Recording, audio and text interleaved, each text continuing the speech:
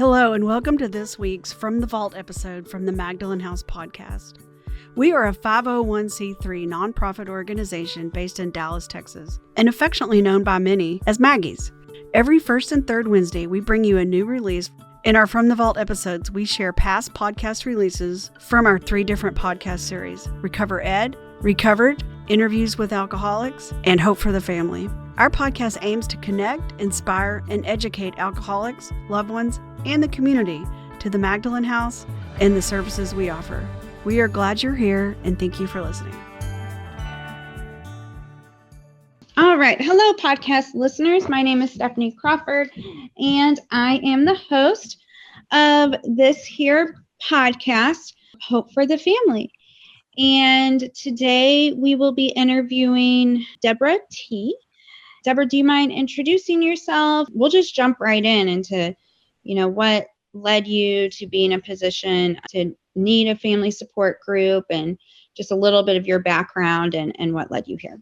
Sure. Hi, everyone. I'm Deborah. Welcome. I'm glad you're here with us today. So really what brought me to family support at the Magdalen House was my qualifier. So my son went through treatment and did sober living, and we had gone on a family weekend to visit him. And what happened was I kept thinking, oh my gosh, I have all this wisdom, because I grew up in a house there was a lot of heavy drinking, some recovered alcoholics in my family, and some not recovered. So I felt like I had sort of an understanding, book knowledge, or just real life experiences. So when I got that call, and then we went down the road and he went off to treatment and then sober living, and we went to this family weekend, I thought, oh gosh, I have all this wisdom. I know how I can handle this. I'm taking notes. I'm taking care of everything. So I am going to lead him to the right place where he needs to go. So in a very kind but very direct way, I was told, hey, this is actually about you. I'm like, what are you talking about? This isn't my problem. Oh, maybe it is. Not necessarily your problem, but you are kind of in a position, I hate to say, that you could be possibly harming him. And that word harm really just blew up in my mind, because I kept thinking, I'm his mom. That's the last thing I want to do is harm him. So it was my moment that I needed to hear that word, because I'm sure I'd heard a lot of things before, but for that precious time, I heard it, I paid attention, and they said, you know what, as soon as you can, I would do everything you can once you get back to Dallas, and find a support system that will help and educate yourself on this disease of alcoholism and what your place and where you're at and your family, because it is a family disease. And I said, oh, I understand that. And they said, well, I think there are a lot of areas that you're kind of going into that is really not benefiting him, but really isn't benefiting you either. So we really need to, and I say this a lot when I talk to families, we need to practice self-care, and we really need to take care of you. And then in that way, you'll be a much better mom, daughter, wife, friend, employee, employer, et cetera, et cetera. So I delved in. The moment I got back into Dallas, I did everything I could. I started working. I found a sponsor. I attended meetings. And when I got to the 12th step and it was time for me to carry the message to others, I really wanted to work with women. I liked the whole idea I heard about the Magdalen House. Even though I'm not necessarily working directly with the women, I'm working with their families. And I wanted to give hope and give some type of, well, I don't want to say guidance, but give them options, and to understand that I really empathized with what they were going through, because I had gone through that myself and was very confused. That's a long-winded answer, but that's how I got to family support.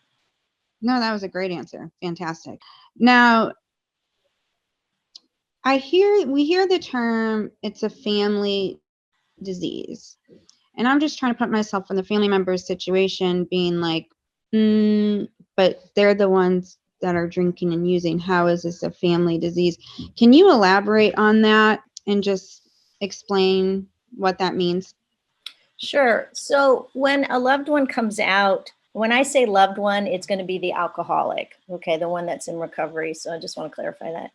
When they come out of a program like a detox program, and then maybe they have a sober living experience or something like what Maggie says, a next step, a lot of times we're so hyper focused on all the things, the expectations or the disappointments or the anger and frustration we have towards the loved one, the alcoholic, that we don't realize how it affects us, because we are obsessed with the alcoholic. So the alcoholic's obsessed with, or the addict is obsessed with alcohol or drugs or whatever.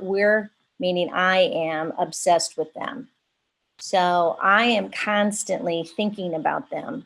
Like I'm working, I can be at my job, I can be focused, I could have a staff meeting coming up or a deadline, and all I can think about is what are they doing?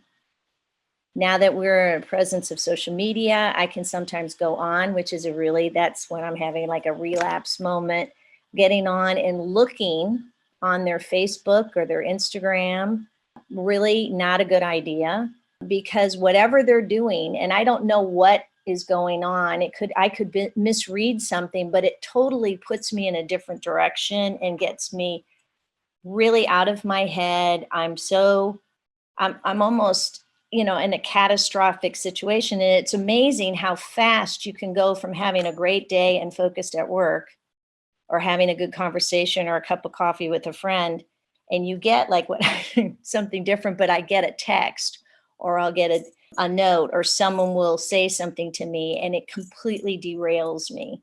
And I have learned that through a program and going to family support and listening to others that are like minds, like myself, that whatever that alcoholic is doing, whether they're in the disease or they're recovered, no matter what is going on with them, I can choose to react in a different way. Instead of reacting, I can choose. I have all these resources, or I say I have all these tools in my toolbox.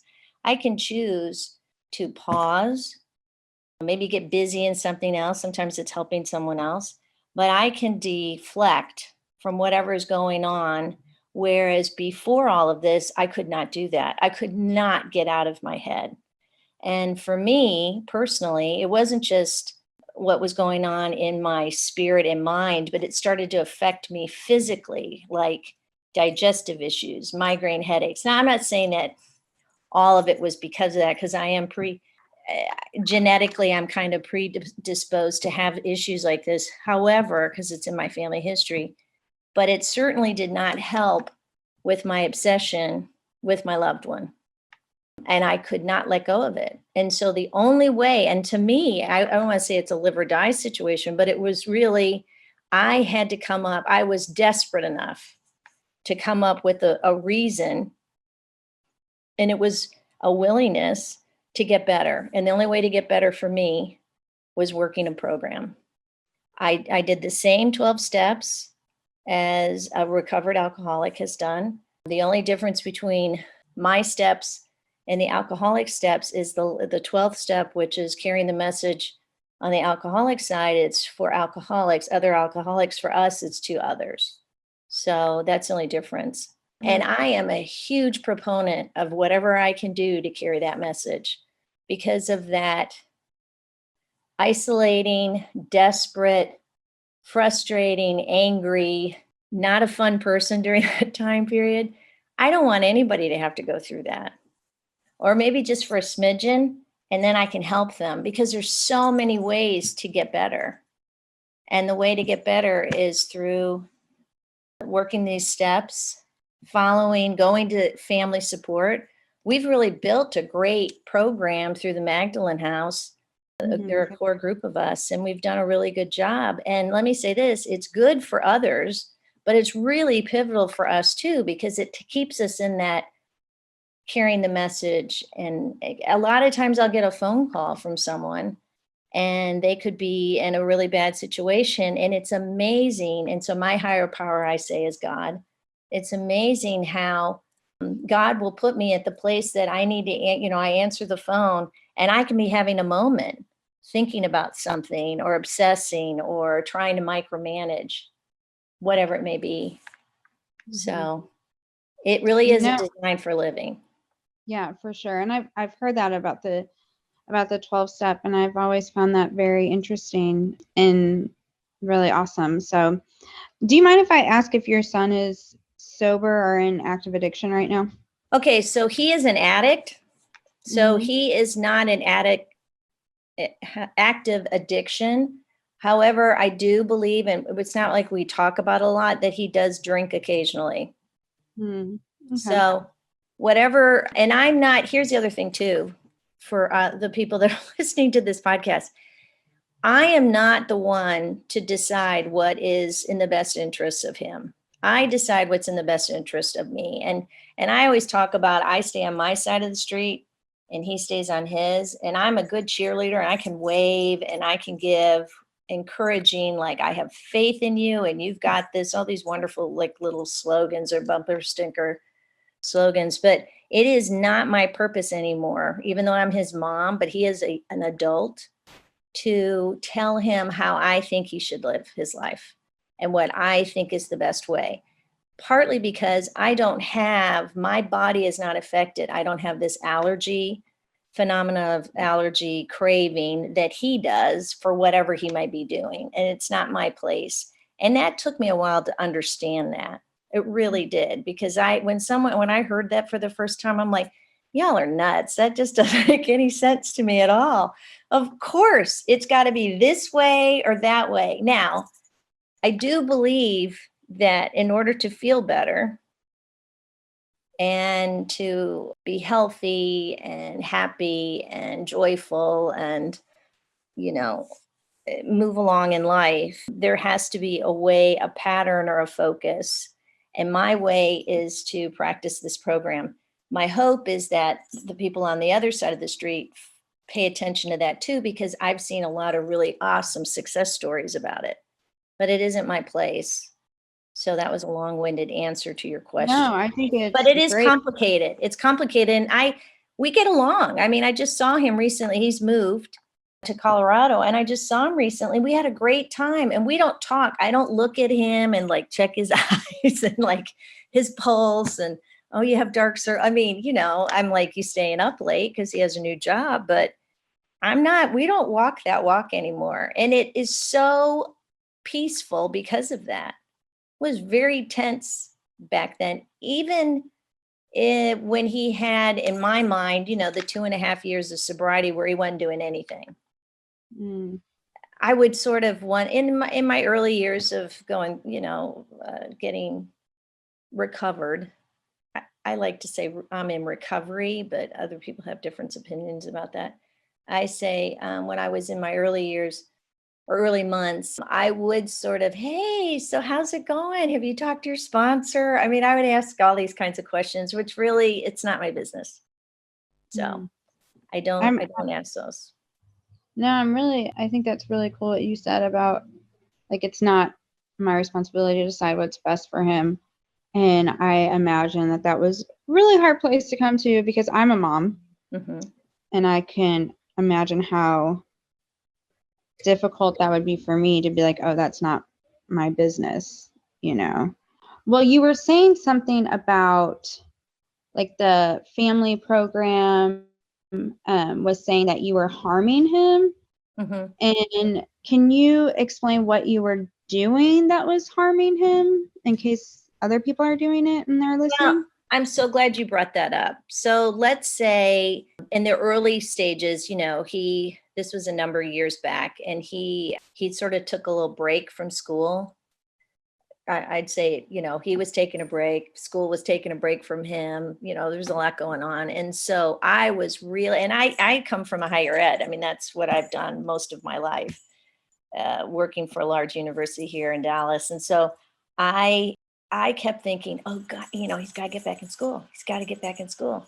And so when he was sort of in sober living, one of the requirements is you had to have a job. So I'm like, okay, so you're going to get a job in the university town that you're in, maybe in because maybe that'll help you matriculate, get back in to school again. And that was where I was harming, because someone said to me in a very kind way, guess what his number one objective is?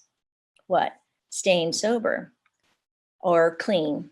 Okay. And I'm like, what? Okay, well, yeah, that's beside that. So he needs to get a job. It's got to be a good job. And then he's got to try and get his act together to get back into school again. So he'll graduate because, he's running out of time and all this. It was all about me, what my agenda was.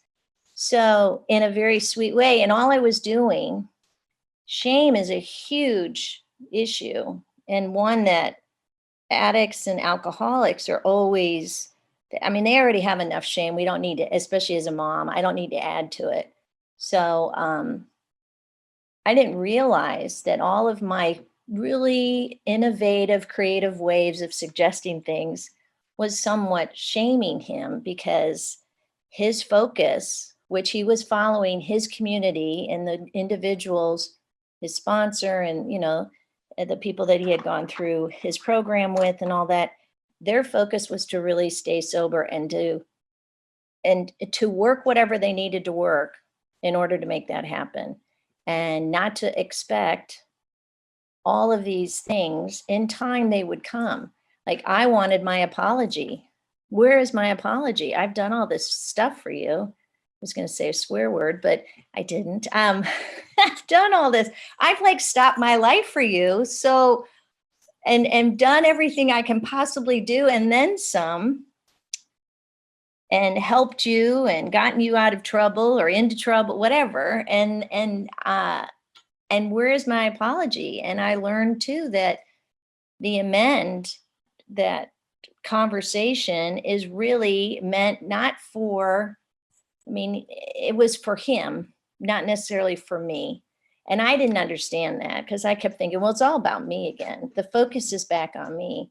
And all of those little things, I didn't realize how powerful they were and how they could be very destructive, because his focus needed to stay on getting better, whatever that looked like, and not trying to please mom or dad or brothers. And so that's the harming part. It really has to be, I don't want to say, it's not selfish. It's just, it's his relationship with his higher power.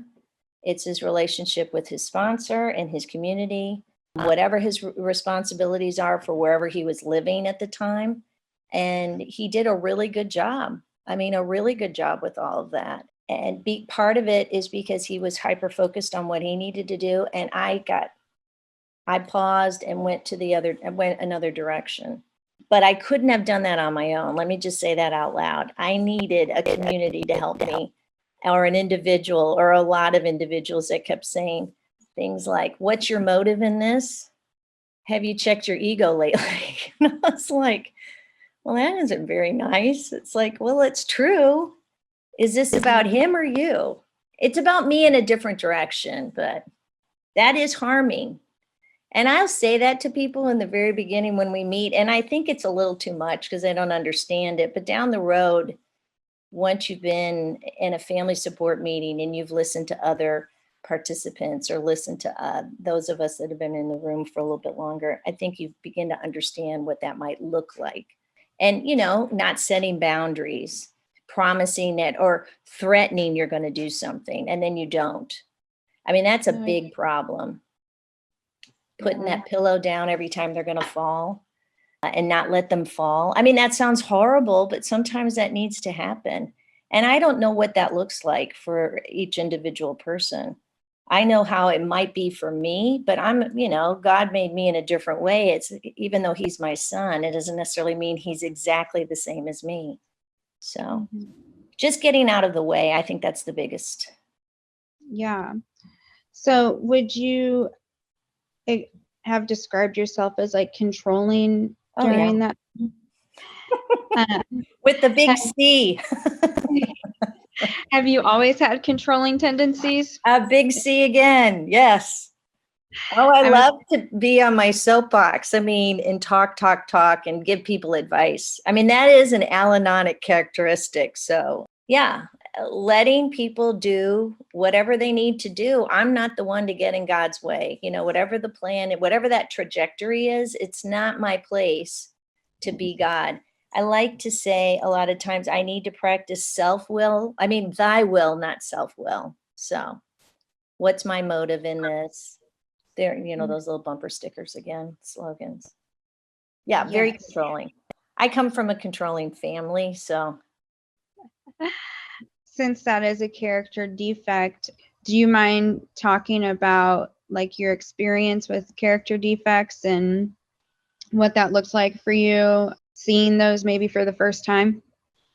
Yeah, it was very humbling and depressing. I was very down on myself going, I am the biggest loser. What a horrible mother I am. Controlling. I can control anything. I'm very persuasive. I'm a good salesperson. I can be, like I called myself a cheerleader. I've always been able to, through, passion and enthusiasm and insight, to help people, persuade them to maybe go down a path that I think is a good path for them to go down. That is a problem. I can be passionate about something, but it's really not my purpose or my job. God didn't put me here to control and tell people how they're going to live their lives. I mean, that's a little strong, but I think if things weren't going my way, I would get very frustrated. And now, if I'm feeling a restless or irritable or discontented emotion or expression or something, I go back and go, okay, again, it's that motive word. What is this all about? Is this about me? Is this about the other person, or is it about me? And a lot of times it's that ego again. I think this is real powerful, and I'll say this real quick. Whatever God's intention for my loved one's last drink or last whatever drug of choice or something, whatever that distance is, whatever that is, it's not my place to sort of interject whatever I think is the best place. Like, I'm going to stop this because I have the control to do that. I have, and I'm not perfect because I do make mistakes, but I want to say that, knock on wood, it's so much better than what it used to be, because I used to get in the way all the time and didn't realize how that word harming was harming, and then inevitably was harming myself, because physically it would manifest into some kind of, stress or obsession, takes a toll on one's body. Mentally, it's not good health-wise, but also physically, I mean, they're all connected to each other. So it can create a big problem. Yeah, no, thank you for sharing that. I was wondering, I've heard a lot of, people say like, yeah, I had my family member went to, the 12-step meeting a few times, but never went back, or he only went one time and never went back. Why do you think that is?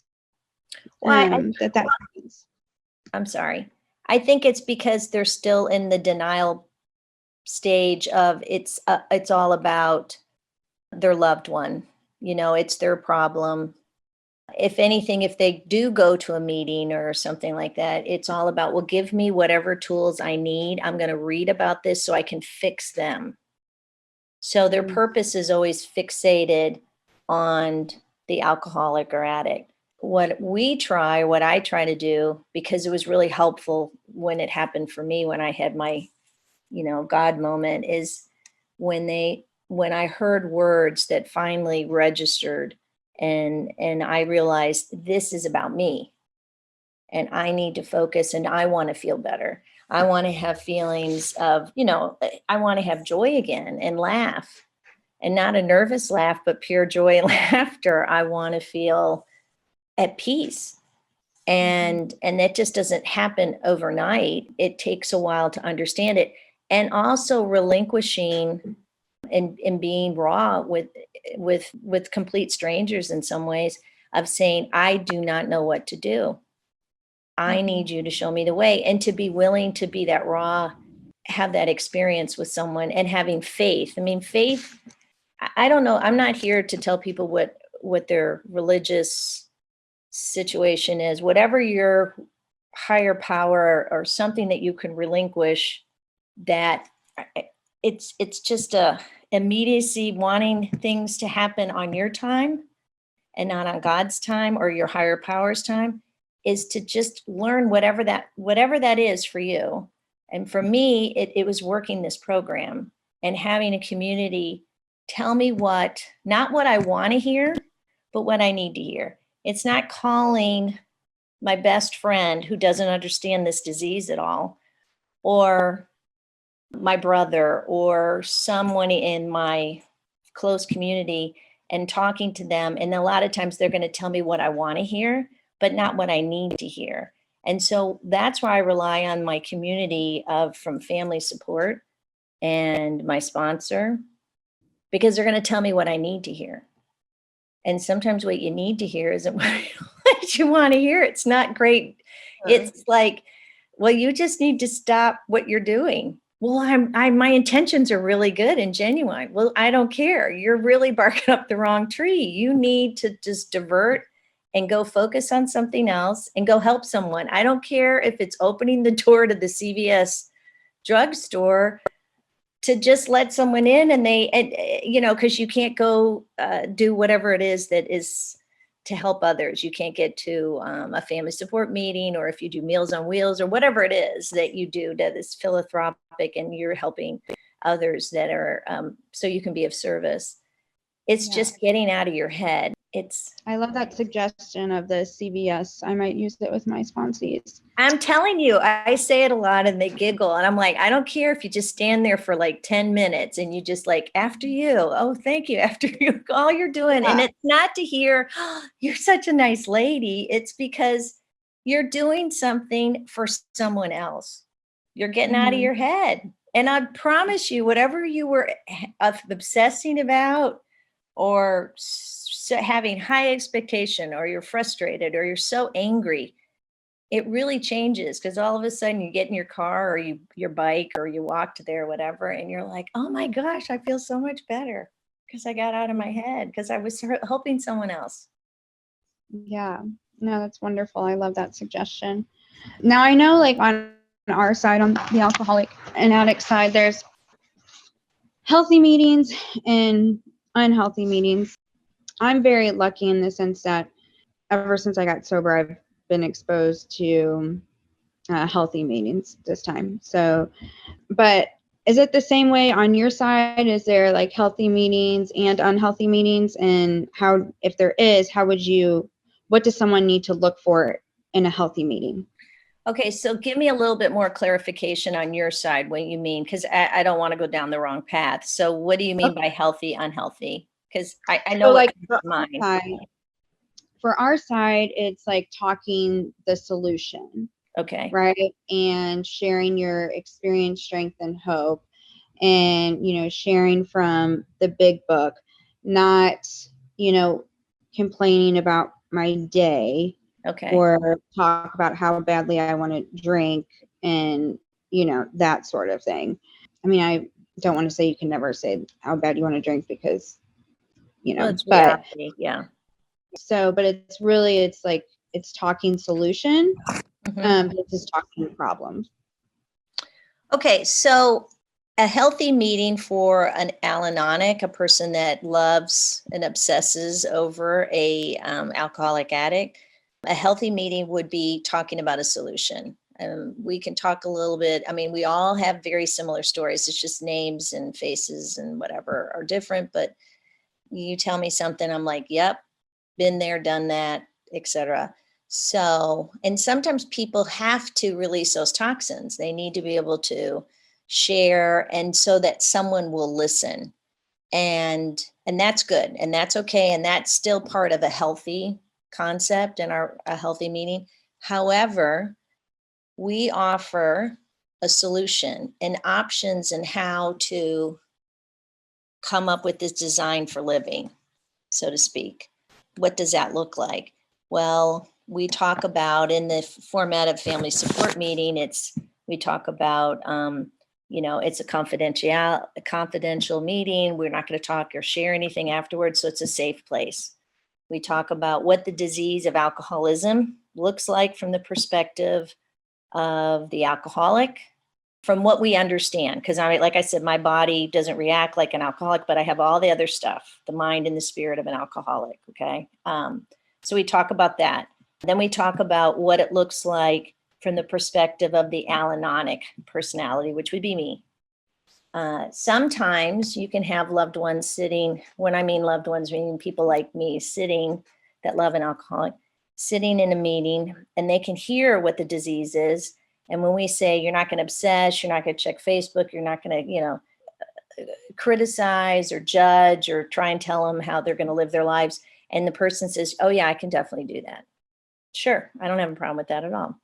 I'm encouraging them. They're going to be on that side, and whatever they need to do, I'm not going to try and tell them how to do it. It's like if they had cancer, I wouldn't try and tell them how, to find a remedy, a treatment. I would leave that to the professionals, the people that have gone through that, and just encourage them, be their support system. Sometimes we have people that can do that. That was not for me. I just was too wrapped up in it because I am on the other side of the street. I could not let go. Getting back to the healthy and an unhealthy meeting, I want to paraphrase it a little differently.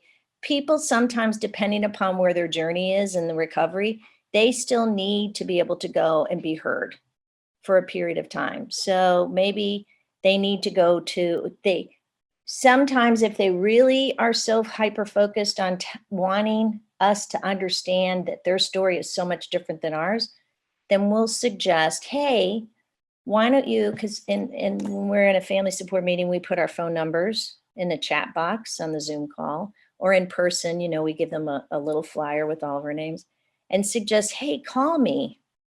This is a program that benefits not just you, because I can help you with some of these resources and tell you what it would be like from my perspective and my experience, but I might be able to work with you one-on-one, and that might work better for you right now. And then maybe we might have an opportunity for them to start to segue instead of just wanting to hear other people's sad stories and just feel for a second, oh, well, mine's not as bad as, Susie Sorority over there. So I'm living life pretty good. I just think in the long run, you stay stuck. So why wouldn't you want to find a solution, find a way to get out of that spot that you're in? However, that's me saying, I'm not, I don't want to be putting myself in a position that I'm just there as a resource, so to speak. I'm not God. So I don't know what people's timing is all about, if that makes sense. Yeah, no, and I love how you were like, we can say you're not going to obsess, you're not going to criticize, you're not going to do these things. And some people can say, and some people can't, they can just stop, right? And it's kind of like for the alcoholic, some people, they, drink like us, but something bad enough happens and then they can just stop drinking, right? And then like, well, that's not me, you know? And so it's I love how those two things are very, very similar. I wanted to talk to you about the steps, because I love how you all work the steps too. I think it's amazing. Was there a specific step that you had the most profound experience with, or anything like that? I'd say it was probably doing my inventory. So that would be step 4, because I was still, my dog is here with us now. Hey, buddy. I was still in such a place where this is not about me, a mindset. This is all about him. But because he's going through this, I'm going to do it too. Because that's what got me going in the harming, aspect, which I've talked about a bunch. But the inventory, I just didn't understand what that had to do with with me, and why I could see it from, I kept projecting, well, I'm writing it from his perspective. No, no, no, no. It's about you. And going through it. So when, like anything, you know, when you don't want to do something, you keep putting all these reasons why it looks so scary and why you keep putting other things in the way and not getting it done. Once you started, it was so cathartic. Ouch, stop doing it. It was so, I was so appreciative of having my sponsor not nudge me in a negative way, but just sort of encourage me that you will feel so much better once you go through this process. Because then I'm going to share that, step 5, and then step 6, I'm going to kind of release it and let it go. And I'm like, oh yeah, right. Like I just don't see me doing it. But the power of prayer, just asking, I need help with this. And I did get help. And it was a really awesome experience. You know, I can't tell people enough when I sponsor sponsor women, and I say, we come up to step 4, and sometimes those, you know, they just don't want to go through it, and I can't force them. I just encourage them. Like, I know what it feels like to be scared, or I know what it feels like to be angry, because I don't want to have to work at this. This is ridiculous. But once you do put the work, that sweat equity, there's such, you feel so joyous and relieved and at peace. And you're not so mad at yourself or thinking, like Stephanie, you said, you're a mom. I mean, I had all these mommy issues thinking, oh my gosh, if I had seen that red flag, you know, when he was 10, or if I had seen this when he was 13, man, I should have paid more attention to that. I'm not a very good mom. Well, it releases a lot of that. And it's in your rearview mirror then.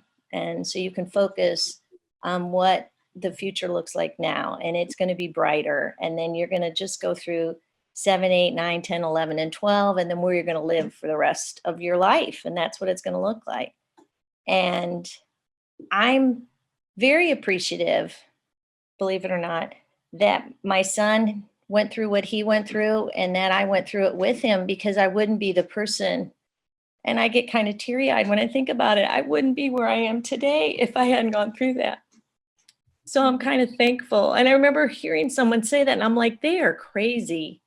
How could you be thankful for having all of this sadness and anger and isolation? Because those are the ways I felt.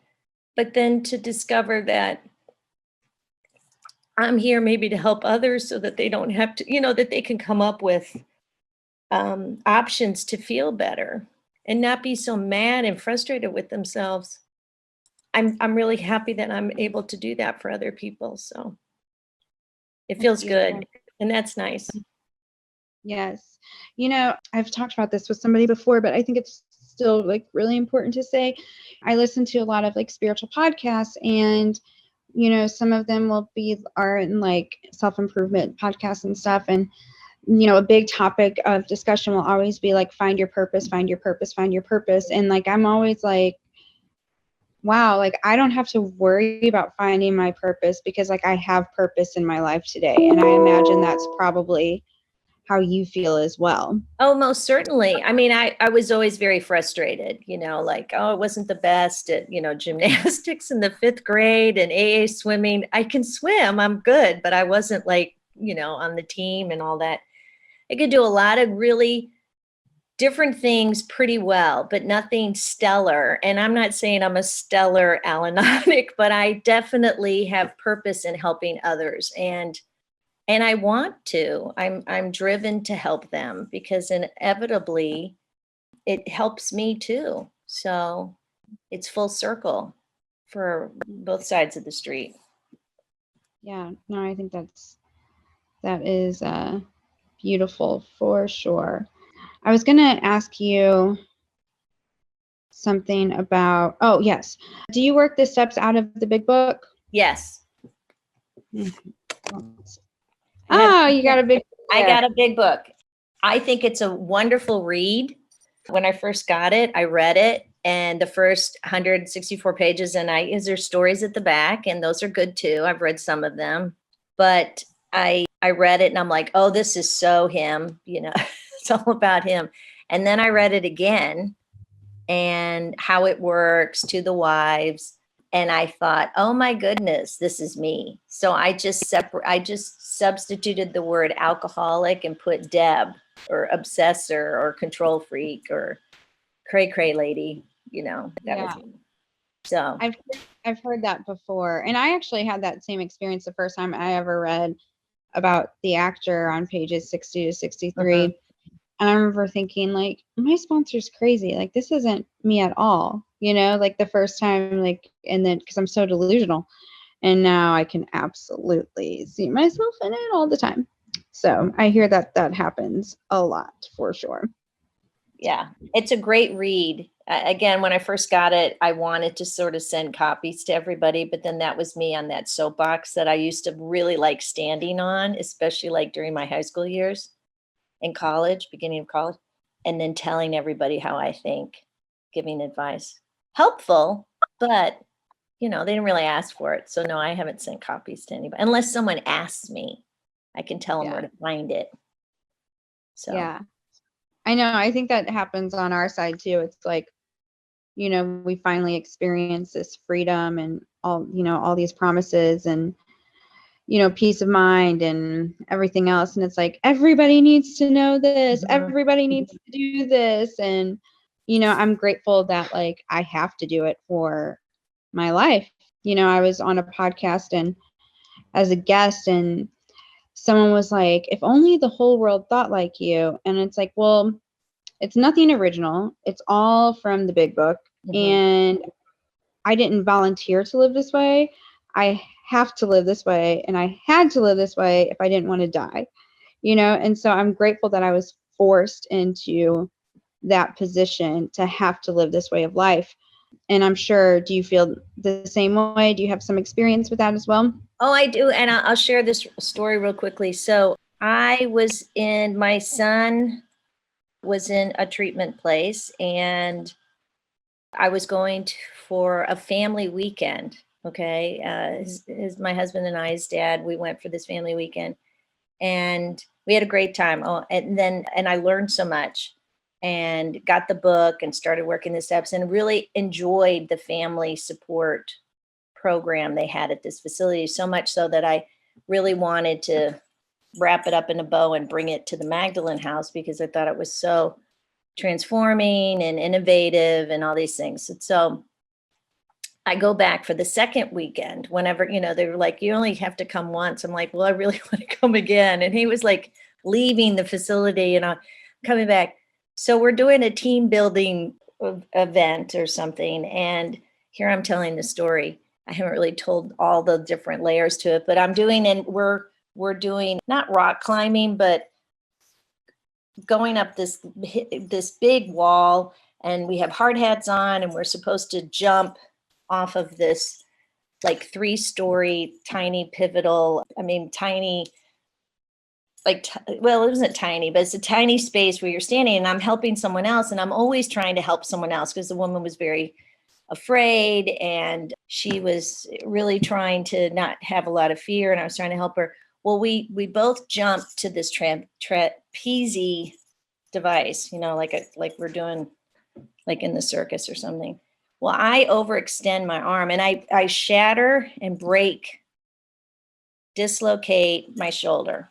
Okay, so I come back and I'm on a family weekend for a program. And I'm doing team building, and it was for my kid, and I was trying to help somebody else. And I'm like, okay, what's the message here? So then I come back to my home, and it's a bed. The orthopedic says you need to sit completely still for 3.5 weeks. So at that time, what can you do? I had to have someone help me to get up to go to the restroom. I couldn't do anything. This book became quite a good moment for me to sit and read it because I couldn't have any excuses to sit and read it. I didn't have, and I thought, how interesting how God had to put me in a place where I was sort of immobilized and couldn't move. And I made some really good choices then. I decided to go back and get my master's. I decided to just jump in and be very willing in this program and do whatever it takes so that I would feel better. And those were all really, really good. Not great. They were great choices, but really milestone decisions I made in my life. And it did hurt a little bit with the shoulder, but I do think it was funny that I had to be stationary for about 3.5 weeks and not move. So sometimes things happen. We don't always understand why the no is the no, but it ultimately becomes a really positive yes, or a great moment in our lives that we look back and say, I'm so glad I went through that. Yeah, for sure. And it's like, you really don't understand it until you get to the other side and you're able to use the experience to help somebody else. Mm-hmm. Well, we're getting to the top of the hour. Wrap up question, and this has all been great stuff. A lot of solution has been shared, and I think a lot of people, will hopefully be inspired if they haven't, looked at, if a loved one hasn't looked at themselves in a certain way, or they were thinking about going through with the program and haven't. Like, I really think and hope that this inspires them to do so. But my wrap up question, before I do that, podcast listeners, if you have liked what you heard, please leave a review. The reviews help us reach more family members and more alcoholics, so we can best serve not just our community, but alcoholics and loved ones everywhere. So your review does make a difference. If you have taken anything away from this episode, please upload it to your Instagram story and tag the Magdalen House and let us know what you took away. So now it's the wrap-up question. And the wrap-up question is, if you, let's say this whole podcast was going to be deleted and there was only going to be this last 5 minutes left that somebody was going to hear, what do you think is like the one thing, the one takeaway that you would want to leave a suffering family member with, or a loved one with? There is a solution for peace and laughter and joy. You just have to have the willingness, the desperation to be at a point where you will put yourself in a position to seek help, whatever that looks like. And like I said, what it looks like for me is attending these family support meetings at Maggie's, working a program every day. So having gone through the 12 steps and working with the sponsor and talking to the community when I have a moment, I'm struggling. It's holiday time. We all have struggles during holiday time. So to reach out, because there is joy and laughter again. I know sometimes when you are in you're just so sad and you isolate, you don't go to the grocery store down the street, you go to one far away from your home because you don't want to run into anybody. And I promise you end up running into somebody, seek this solution, seek a program. You will be so much happier and relieved and find that joy again. So I feel like that is so hopeful. Yeah. Well, thank you so much. Yeah, this has been so wonderful. So much good stuff has been shared, and I just appreciate you and everything you do for Maggie's and family members. And okay, thanks, Stephanie. See you later. Okay, bye. Bye. We hope you've enjoyed this From the Vault re-release of the Magdalen House podcast. Tune in every first and third Wednesday for a new release from one of our 3 podcast series. To learn more about the Magdalen House and the services that we offer, visit magdalenhouse.org or follow us on your favorite social media channel by searching for the Magdalen House.